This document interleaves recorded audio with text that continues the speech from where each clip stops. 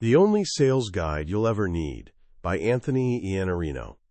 Imagine this scene. A 17-year-old kid is standing in a packed arena at a rock concert. The lights are pulsing, guitars are wailing, and the lead singer of Whitesnake has thousands of people completely mesmerized. The young man stands there, absolutely transfixed.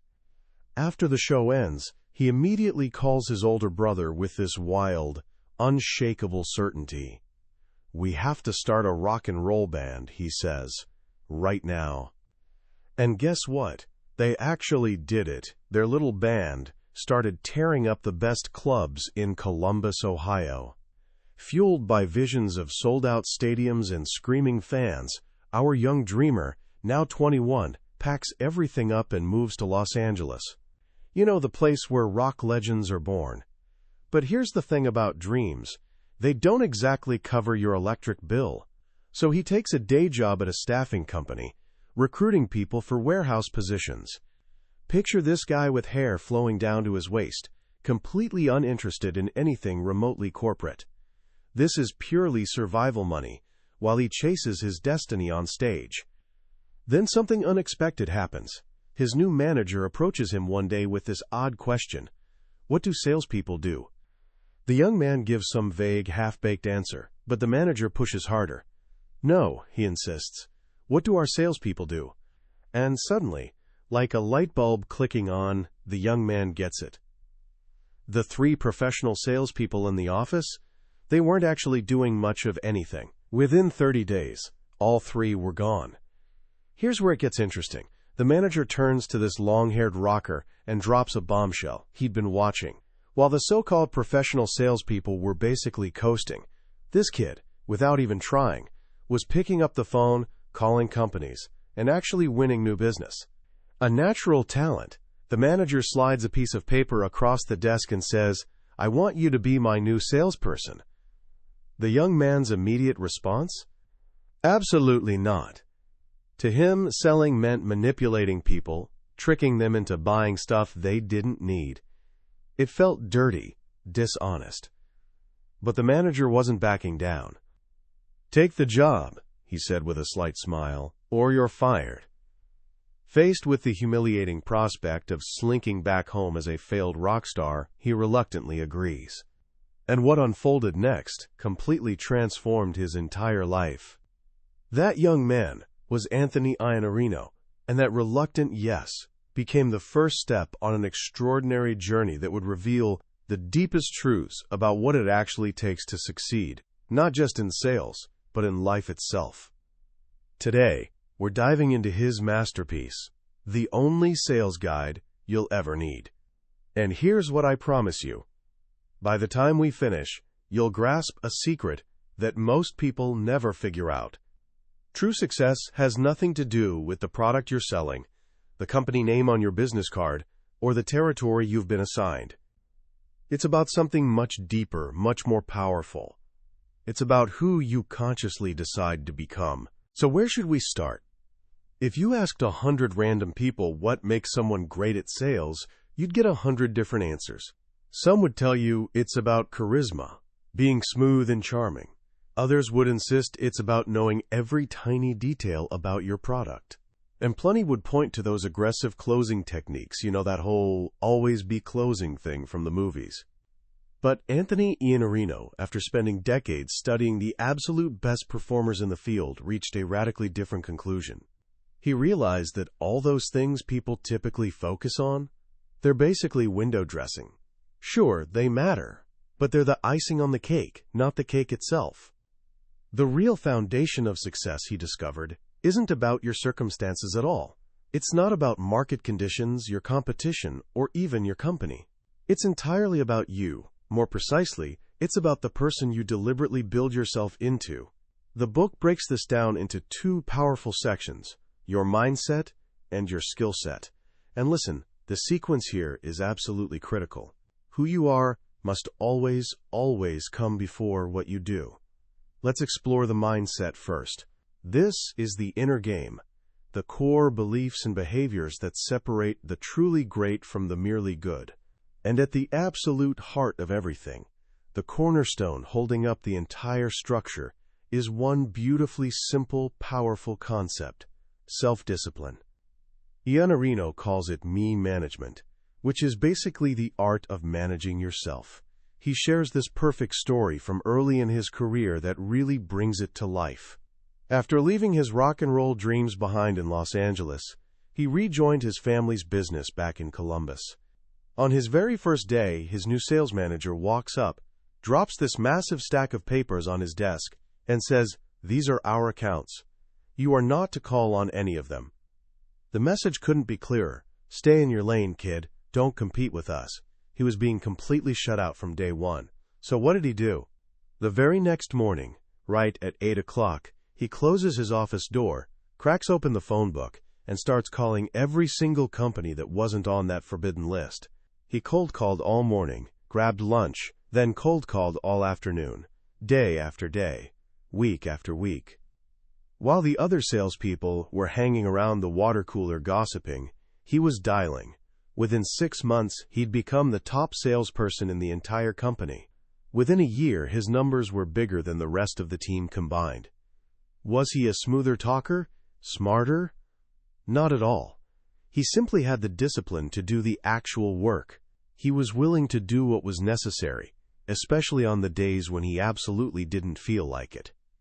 That's the essence of self-discipline. It's the fundamental attribute of every successful person, period. It's your ability to make a promise to yourself and actually keep it. Whether that promise is waking up early, making those 10 extra calls, or properly preparing for a meeting instead of just winging it, discipline is what transforms good intentions into actual results. But here's the thing. Discipline by itself can start to feel like a never-ending grind. It needs fuel. And that fuel is the second element of the master mindset: optimism. Now, optimism isn't just about putting on a happy face and thinking positive thoughts. It's a deep, unshakable belief that your actions actually matter, and that, ultimately, things are going to work out. A pessimist looks at a list of 100 potential clients and thinks, they've probably all got suppliers they're perfectly happy with. They'll never switch. Why even bother calling? That thought process murders action before it can even take its first breath. An optimist looks at that exact same list and thinks, someone on this list is unhappy right now. Someone is being ignored or underserved. The very next call I make could be the one that changes everything. That belief is what gives you the courage to face rejection, that endless ocean of no that every salesperson must swim through, and to just keep dialing. It's the conviction that you genuinely can make a positive difference. All right. So once you've got that inner engine of discipline and optimism humming, you need to point it in the right direction. And this is where the book completely flips everything you thought you knew about sales upside down. The third element of the mindset isn't about winning deals or making money. It's about caring. I know this might sound a bit soft, maybe even naive, but it's actually a powerful strategic advantage. Iannarino shares this brilliant equation from his friend Charlie Green, who's an expert on trust.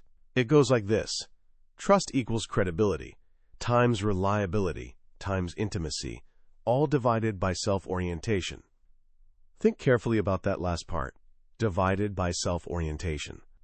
This means the more you're focused on yourself, your commission check, your quota, your needs, the less you're trusted. Every single time a salesperson says something like, "I really need this deal to hit my numbers," they're actively destroying trust. They're broadcasting loud and clear that their focus is on themselves, not on the client. True caring is the complete opposite. It's the genuine desire to understand other people and to help them achieve the outcomes they're after.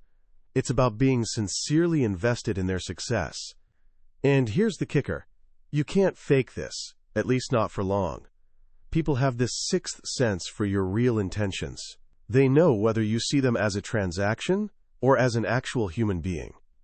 Iannarino tells this incredibly powerful story about a client who was, let's just say, difficult to work with. She was tough, mean, and cursed, like an absolute sailor. Nobody wanted to deal with her. But Anthony was new to the territory and desperately needed the business, so he just kept showing up. Week after week, he endured the yelling and just listened. Then, one day, something shifted. The anger in her face suddenly melted into profound sadness. "I don't know how much more of this I can take," she confessed. "I work 14 hours a day here, and then I spend every night at the hospital with my husband. He has cancer." In that moment, she didn't need a salesperson pitching something, she needed a human being. And by simply being present and empathetic, by caring enough to actually listen, their entire relationship transformed.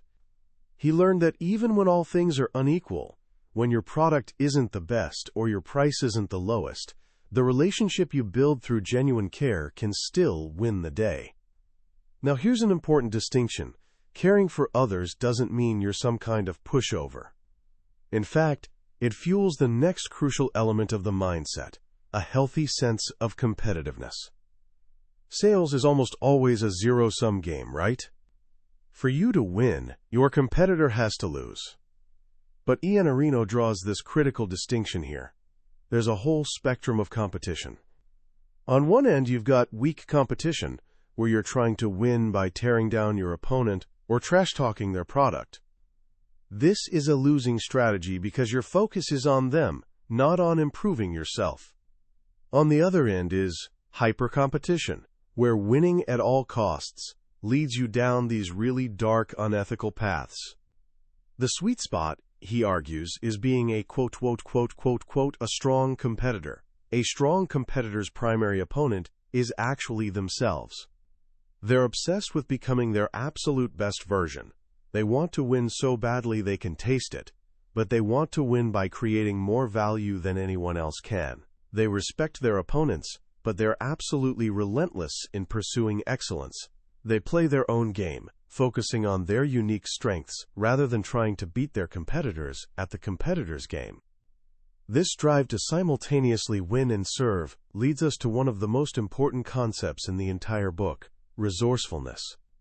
This is the ability to find a way forward, or if there isn't one, to create one. The author shares this fantastic image he once saw, a picture of a car's front wheel locked in one of those heavy metal parking boots.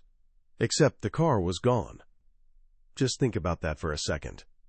The boot is specifically designed to make it impossible to remove that wheel. Yet somebody looked at that supposedly impossible problem and, through pure ingenuity, figured out how to detach the entire booted wheel from the car. That's resourcefulness in action. In sales, you're constantly running into impossible problems.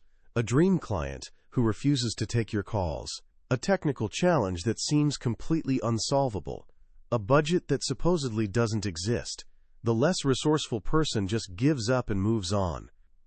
The resourceful person, however, believes deep down that there's always a way. They use their imagination and creativity to connect ideas in novel ways, to solve problems that leave everyone else completely stumped. This quality connects directly to the next two mindset elements, initiative and persistence. Initiative is about taking action before it becomes necessary. It's being proactive instead of constantly reactive. Most salespeople just wait around. They wait for their phone to ring. They wait for marketing to toss them a lead. They wait for their client to become dissatisfied with whoever they're currently using. The truly great ones don't wait for anything. They initiate. They're constantly bringing fresh ideas to their clients, anticipating needs their clients don't even know they have yet, and showing them what's possible before they think to ask for it.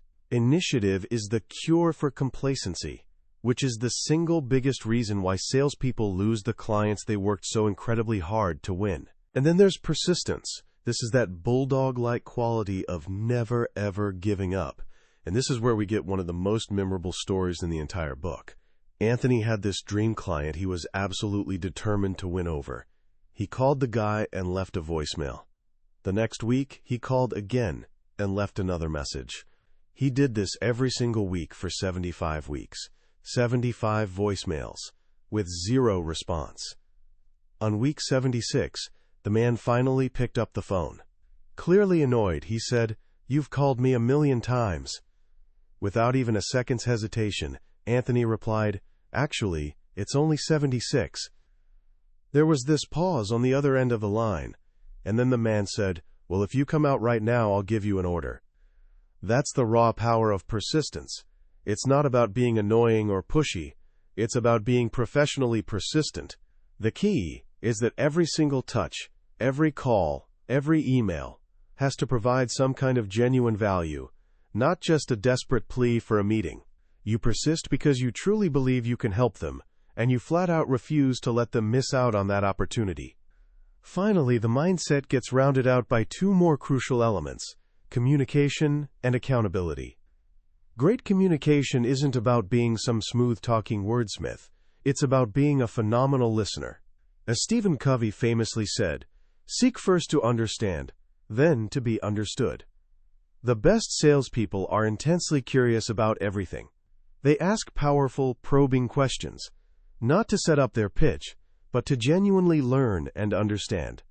They listen so intently that the client feels truly heard, sometimes for the first time in their life. They listen for what's not being said, for the slight hesitation in someone's voice, for the real story hiding beneath the surface. And accountability is about owning the outcomes you sell. This is a total game changer. Most salespeople think they sell products or services. Wrong, you sell outcomes. As that old saying goes, people don't want to buy a quarter-inch drill. They want a quarter-inch hole. Your job doesn't end when the contract gets signed or when the product gets delivered. It ends when the client actually gets the result, the hole, that you promised them. You own it completely. If something goes wrong, you don't blame your company or make excuses. You lead. You show up, take full responsibility, and work tirelessly until the problem is solved. When you combine all these mindset elements together, self-discipline, optimism, caring, competitiveness, resourcefulness, initiative, persistence, communication, and accountability, they create something incredibly powerful. Influence. Not the slick, manipulative kind you see in movies, but real, character-based influence. You become someone genuinely worth buying from because you become someone worth trusting. And only then, once that foundation is rock solid, can you truly master the skill sets. The second half of the book dives deep into the how, the specific abilities that bring the mindset to life in the real world. Let's touch on the most critical ones. First up, closing, but not in that old-school, high-pressure, sleazy way. Iannarino completely redefines closing as asking for and obtaining commitments throughout the entire sales process. There isn't just one dramatic close at the end. There are at least 10 critical commitments you need to gain along the way.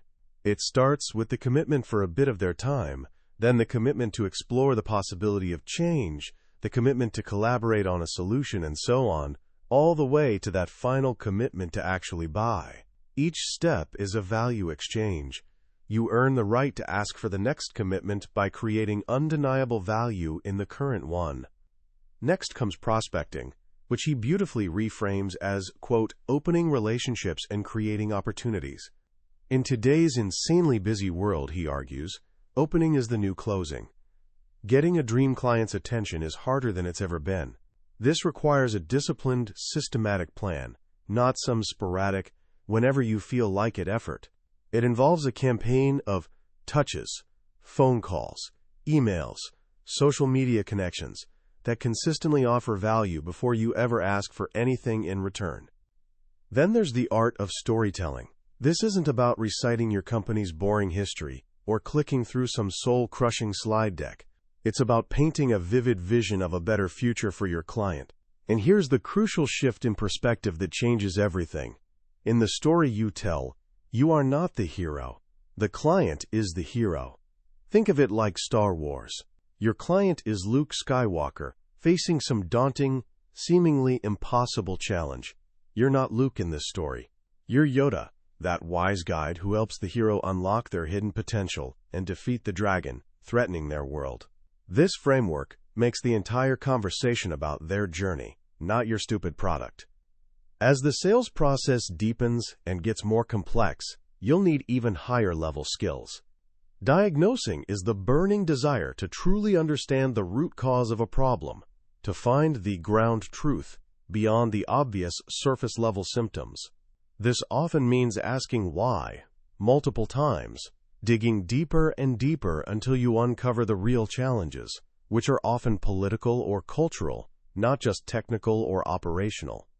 You'll also need to master negotiating. The goal here is absolutely not to win at the other person's expense. It's about creating genuine win-win deals.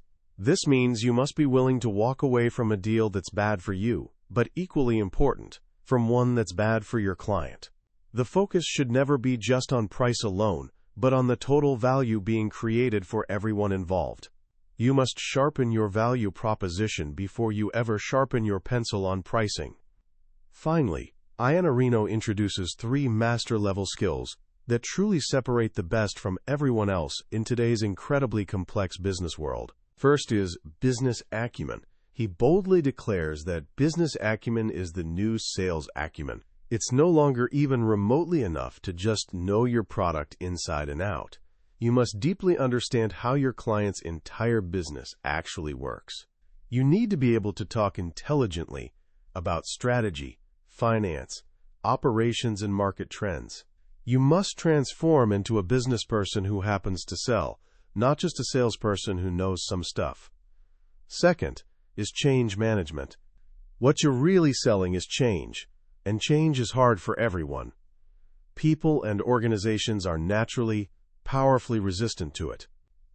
Your job is to build consensus, to manage this complex web of stakeholders, supporters, doubters, and neutral parties, and guide them from the comfortable familiarity of the status quo to a better, but inherently uncertain, future. This requires real political skill and deep empathy. And that brings us to the final, and perhaps most profound, skill, leadership. Even without a formal title or corner office, you absolutely must lead. You're responsible for producing results with and through other people, your team, and your client's team. When problems inevitably arise, you don't point fingers or make excuses. You step up. You provide the vision, you clear the obstacles, and you take complete ownership of the outcome. Leadership, Iannarino insists, is not a position somebody gives you. It's a choice you make, every single day. By developing this full suite of 17 elements, the 9 parts of the mindset and the 8 essential skills, you stop being just another salesperson trying to hit quota. You become the one thing your dream client is desperately searching for, a true competitive advantage. You become the difference that makes all the difference. As we zoom out and look at the big picture of the only sales guide you'll ever need, what really jumps out is its profound humanity. In an industry that's often stereotyped by aggressive tactics and pure self-interest, Anthony Iannarino presents a radically different vision, that sales, at its highest level, is actually an act of genuine service. It's a noble profession dedicated to helping others achieve results they simply couldn't achieve on their own. The most powerful lesson for me personally is the unwavering focus on the internal game. The book's structure isn't some accident. Placing all the mindset chapters before the skill set chapters sends a crystal clear, powerful message. Who you are is infinitely more important than what you know how to do. You can learn every single closing technique in the world, but if you lack self-discipline, you'll never consistently apply them when it matters. You can craft the most brilliant, clever email ever written, but if it doesn't come from a place of genuine care, your audience will absolutely feel the hollowness behind those words. This is fundamentally a book about character first and technique second. It suggests that success isn't some distant destination you finally arrive at after years of struggle, but rather a state of being you cultivate consciously day in and day out. It's about building yourself into the kind of person who is disciplined, optimistic, resourceful, and accountable. When you become that person, influence is no longer a tactic you deploy strategically. It's a natural extension of who you actually are. So how can you start putting these profound ideas into actual practice right now, today? You don't have to master all 17 elements overnight or even this year. Just start with 1 or 2. First, try creating what he calls a discipline list. Forget about those huge, lofty, intimidating goals for a moment. Instead, pick just one area where you genuinely want to improve and identify the specific daily or weekly action that will get you there. If you want to get healthier, the goal is not lose 20 pounds by summer. The discipline is walk for 30 minutes every single day. Define that action clearly, schedule it like it's the most important appointment on your calendar, and then honor that commitment to yourself as if it were a meeting with the most important person in your life, because it is. Second, practice the art of exceptional listening. In your very next conversation, whether it's with a friend, a family member, or even a teacher, try this simple but powerful technique from the book. After they finish speaking, silently count to 4 before you respond. It's going to feel a little awkward at first, maybe even weird, but you'll be absolutely amazed at what happens in that silence. Often, the other person will add the most important and revealing piece of information, the thing they were initially holding back. You give them space to finish their complete thought, and in doing so, you learn to listen to truly understand, not just to formulate your reply. And finally, embrace this idea of professional persistence. Think of one person you really need to connect with, someone you've maybe reached out to once or twice, and then just gave up on. Instead of asking them for something, find a way to give them something genuinely valuable. Send them an article you honestly think they'd find interesting, or a link to a talk that made you think of them specifically. Do it with absolutely no expectation of a reply. Just plant a seed of value. It's a small shift in approach, but it fundamentally changes the dynamic from taking to giving, and it's the crucial first step in building a relationship that actually lasts. That was a summary of The Only Sales Guide You'll Ever Need by Anthony Iannarino. We've journeyed through the core ideas together today, but I need to be completely honest with you about something. Listening to a summary is like looking at a postcard of the Grand Canyon. You can see the general shape of it, sure, but you can't feel the massive scale, the wind on your face, or that sense of awe you get standing right on the edge. The real transformation happens when you fully immerse yourself in the actual book. It's in those quiet moments when a particular story, or even just a simple phrase, connects with your own experience in a way you never expected. This summary is your map, designed to show you the general terrain and help you decide if this journey is worth taking. If anything we've discussed today sparked something inside you, I really encourage you to grab a copy. Reading it isn't just about learning tactics and techniques. It's an experience that can genuinely reframe how you see yourself, your work, and your potential to make a real difference in the world. Also, if you found this summary valuable, please take just a moment to hit that like button and subscribe to the channel. It lets us know we're on the right track and makes sure you won't miss our next deep dive into another life-changing book from the billionaire's bookshelf. Let's keep growing together.